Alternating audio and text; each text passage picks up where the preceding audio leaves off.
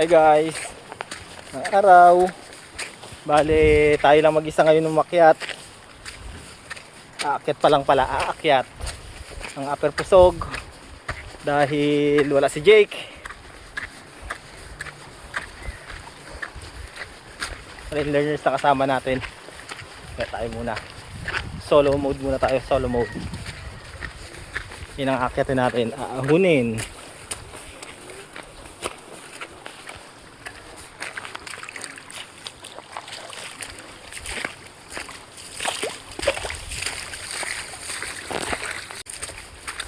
Pusog. Yan talaga yung pahirap yung unang ahon talaga Dire-diretso yan hanggang ano yan. Mga 3 ganyan kataas ang aahonin bago ko pumatag ang daan. Hello po, magandang araw.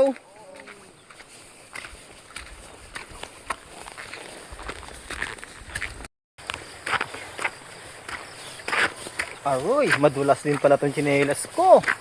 Sablay na naman tayo sa ginamit ng tsinelas.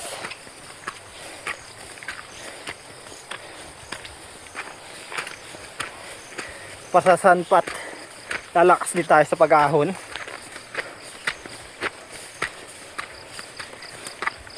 Yun na lang yan.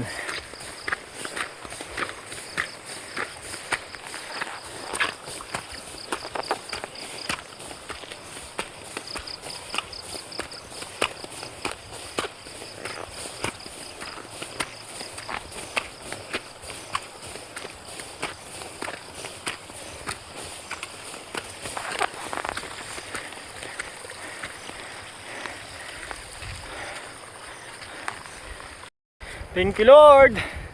Tumila na ang ulan. At tapos na tayo sa ahon. Grabe yun talaga. Kapag nasanay tayo dun sa ganong kahaba, nako, pakas na resistensya natin. Grabe, pagod ako.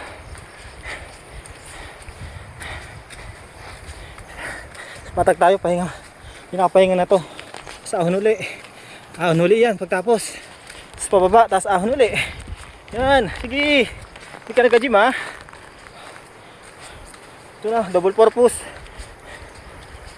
Cardio, legs, turo, trabaho. Diba? At the same time, may mga natututong learners.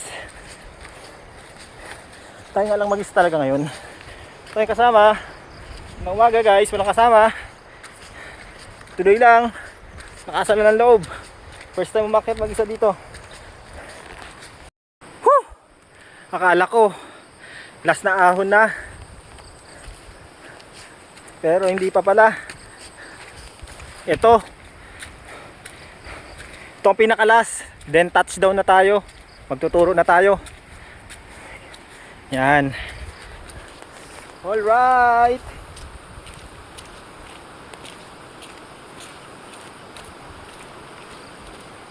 Dito pa tayo gumulong sa uling uling pababa.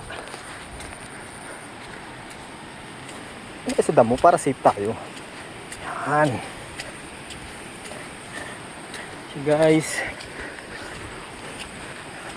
ingat. Maging mag-ingat sa dinadaanan mo. Haba na tayo.